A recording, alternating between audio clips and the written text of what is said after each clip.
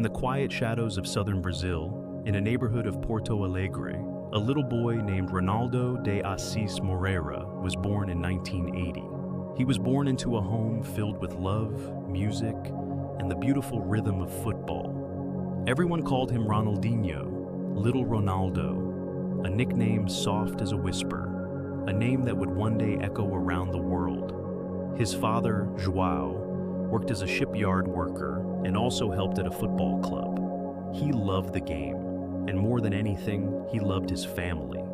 His mother, Dona Miguelina, was a nurse who filled their home with warmth, care, and quiet strength. They didn't have much, but what they had was a strong sense of togetherness and football. Ronaldinho's older brother, Roberto, was already a rising talent, and the young boy would follow him around, clumsily kicking the ball in the dusty yards and cracked streets. Even as a toddler, Ronaldinho moved with a strange magic, quick, joyful, like music with feet. When Ronaldinho was just 8 years old, something happened that would forever change his life.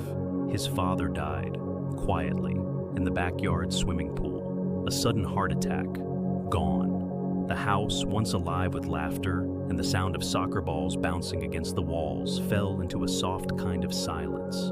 Ronaldinho was just a child, too young to fully understand, but old enough to feel the space his father once filled. But he didn't cry in front of others, not often. Instead, he took his sadness to the ball. The ball became his language, his escape, his comfort.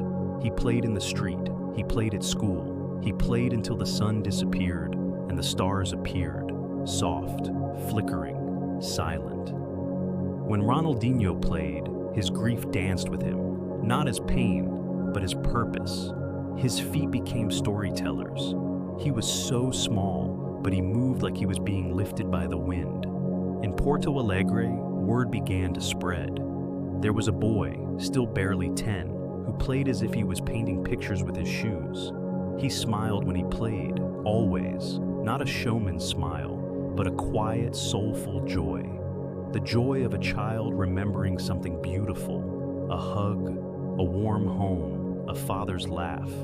As time went on, he joined the youth academy at Grêmio, his hometown club. They didn't expect much. He was small, he was thin, but he had something else. When he touched the ball, he made others stop. People say they have seen many play football, but watching Ronaldinho was like hearing a lullaby. Everything felt softer, more peaceful, less like a competition, and more like a dream you didn't want to wake up from. He was growing up in a country that loved football like religion, but he played it like a child's bedtime song, playful, pure, a little bit wild, and endlessly warm. And so the boy from Porto Alegre played, and smiled, and the world slowly began to notice.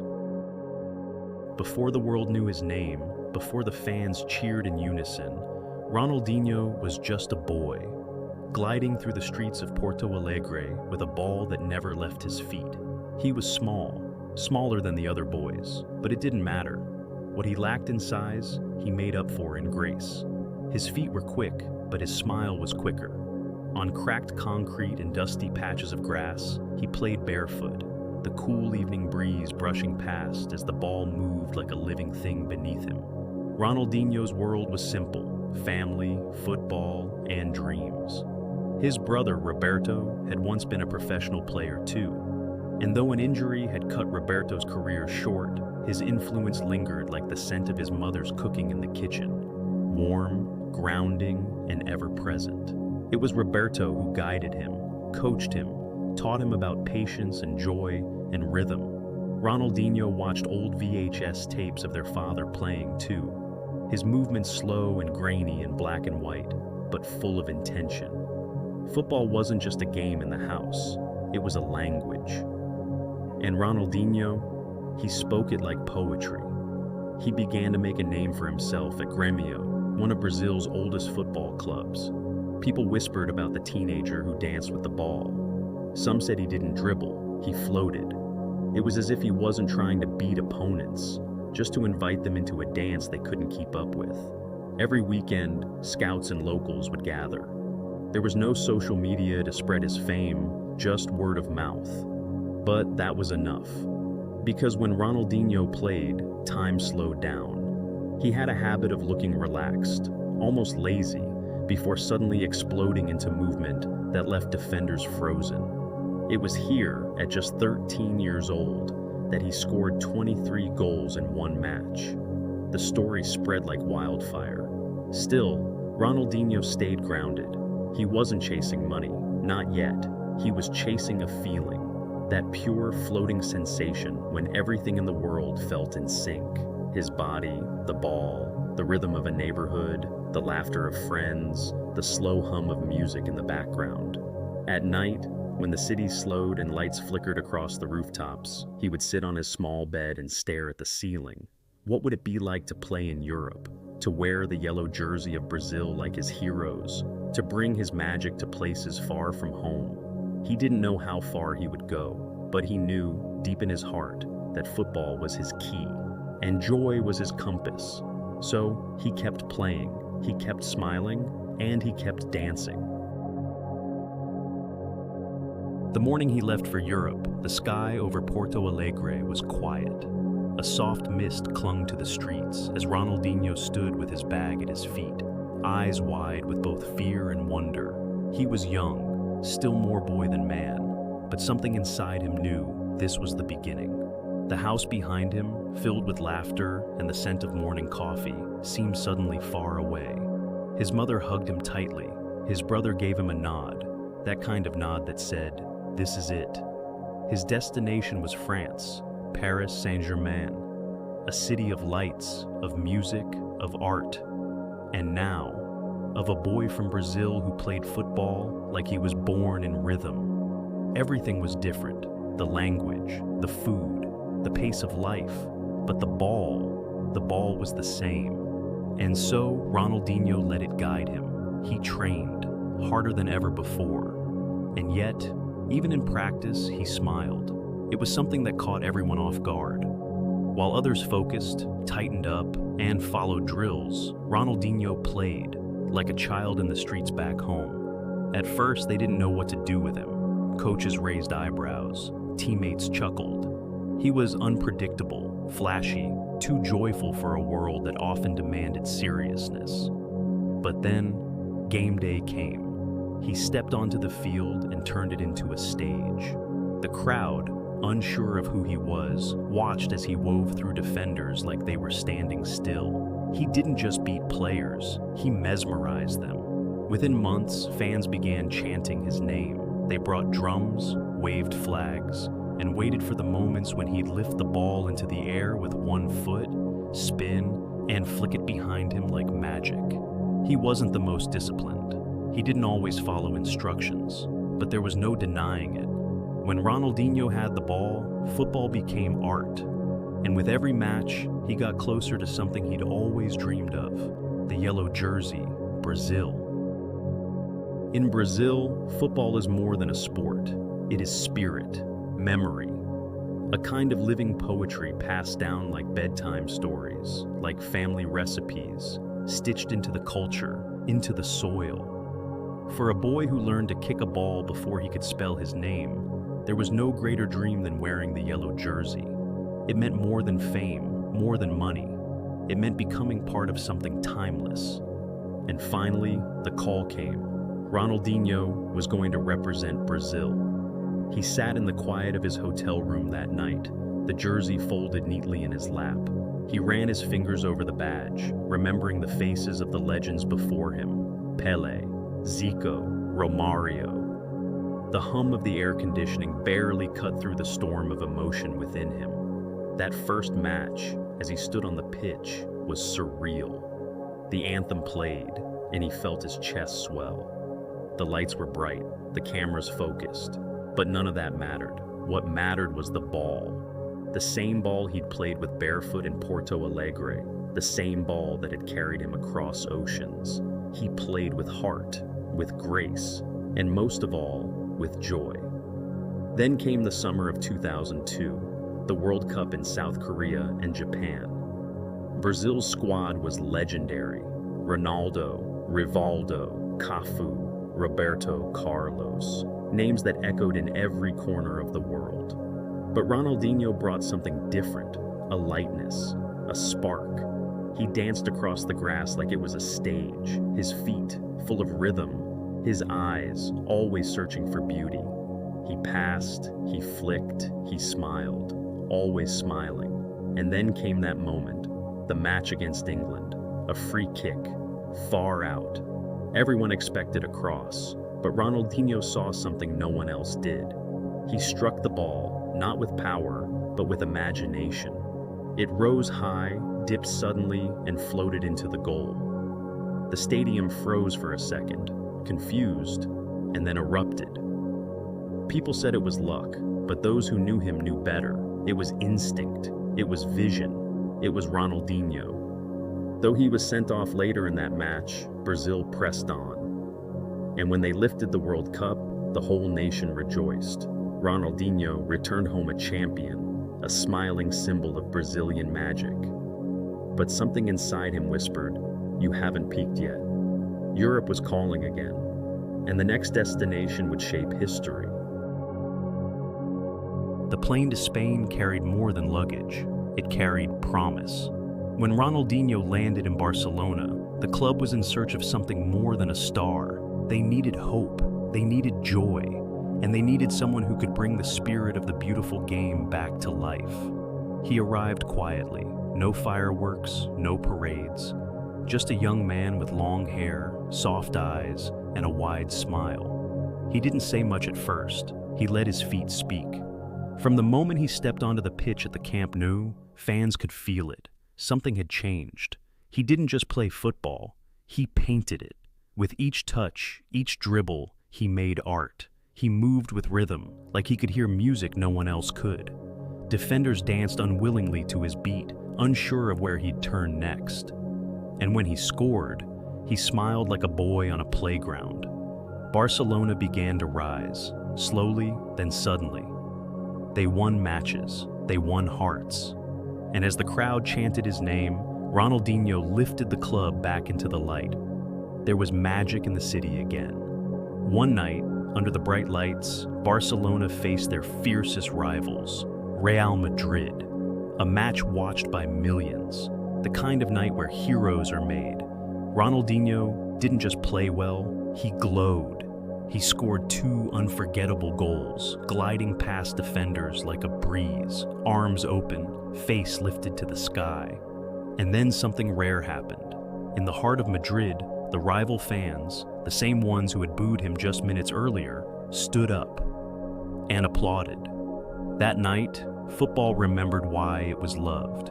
And Ronaldinho, smiling as always, walked off the pitch having won more than a match. He had reminded the world of joy. For a moment in time, Ronaldinho was untouchable. Trophies filled cabinets, headlines praised his genius, awards piled high, FIFA World Player of the Year twice. Fans, young and old, wore his number 10 like it was a badge of happiness. But it wasn't just about the winning, it was about how he played. He'd juggle the ball mid-match, nutmeg a defender just to make the crowd smile, pass with his back, lob with a wink. Every stadium became a playground, and the world couldn't get enough. He was the kind of player you watched even if your team was losing, because he made football feel like fun again. Children everywhere practiced his tricks in alleyways and schoolyards. Coaches whispered his name with reverence. He made the impossible look effortless. But fame is a heavy crown. Behind the smile, the lights, and the laughter, the schedule grew heavier. The games, the pressure, the traveling, it all added up. He began to show up late to training. Some nights out grew too long, and slowly, the same sparkle that had lit up every field began to flicker. People talked, critics whispered. Was the joy fading? But here's the truth. Even the brightest stars need rest. Even the happiest soul needs space. And though Ronaldinho's reign at the top was brief, it was unforgettable. He gave football back its soul, and in doing so, he burned bright. so bright that his light still dances across playgrounds, still echoes in stadiums, still lives in the dreams of every kid who picks up a ball. His chapter in Barcelona was closing, but the story wasn't over yet. There was a time when Ronaldinho's name was whispered like magic, on the streets of Brazil, in the stadiums of Europe, in the dreams of children. But even the brightest stars dim, and for him, the magic began to fade not with a bang, but with a quiet drift into indulgence, routine, and the weight of fame. After Barcelona, he moved to AC Milan. The city was vibrant, fashionable, electric, just like him, but something had shifted. The glint in his eye was dimmer, his joy still present but less sharp, less consuming. On the pitch, he could still weave magic, but off it, the world was changing fast, and Ronaldinho found it hard to keep up. Discipline became difficult, nights out grew longer, training sessions heavier. He was no longer the boy chasing joy barefoot. He was the man chasing what had already passed. The whispers began, missed training, parties, fading form. And soon, Milan was no longer home. Back in Brazil, he became more of a symbol than a footballer. His legend kept him going. Yet, trouble never stayed far. Business ventures soured. His passport was seized in a legal dispute. Then came the headline that shocked the world: Ronaldinho behind bars. Caught with a fake passport in Paraguay, he and his brother were arrested. The boy with the eternal smile now wore prison beige, but even there, behind bars, he played football. The world watched again, hearts heavy and unsure. Was it tragedy or just another chapter? The fall wasn't loud. It was slow, painful, filled with lessons. A reminder that even the freest spirits can get lost in the world's storm. As seasons passed, the rhythm began to slow. Ronaldinho, once the heartbeat of Barcelona, now sat more often on the bench. Younger players arrived. The game was changing, faster, sharper, less forgiving. But he didn't leave in bitterness. He left like a man who knew his part of the song had been sung. He smiled, as he always had, packed his boots, and moved on. First to Milan, then across the oceans. He played in Brazil again, for Flamengo and Atlético Mineiro. The stadiums were smaller, the crowds more local, but the magic was still there. Not every match sparkled like before, but every now and then, a pass, a smile, a dribble, the old Ronaldinho returned. And fans would rise, not because their team had scored, but because they remembered, because they felt something. He gave the game one last gift in 2013, helping Atletico win the Copa Libertadores, a title that had always escaped him. And when that final whistle blew, he didn't celebrate wildly. He just smiled, not the grin of a rising star, but the soft smile of a man who had given his heart to the game and was finally ready to rest. There were no dramatic press conferences, no teary farewells. Ronaldinho simply faded from the spotlight as gently as he had entered, like the final note of a beautiful song.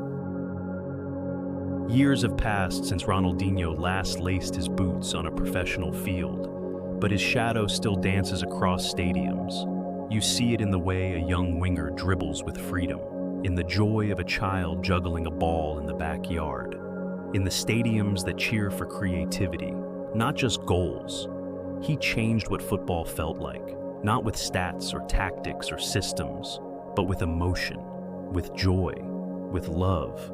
Players speak his name with reverence. Messi once said he learned from Ronaldinho. Neymar grew up idolizing him. Even hardened defenders can't help but smile when they remember the times he embarrassed them, and then hug them after. Because he wasn't just playing against them, he was playing with them. His legacy isn't only in the trophies or the highlight reels, it's in the feeling he left behind. That football, at its best, is fun. That it can be an art, a dance, a shared experience. And now, when the lights go down and silence fills the room, some still press play on his old clips. Not for analysis, but for comfort. To remember a time when one man, with wild curls and a child's grin, reminded the world what it meant to love the game. Ronaldinho is no longer on the pitch, but his whisper remains in every smile, every trick, every gasp of awe. The beautiful game still dreams because he dared to play it beautifully.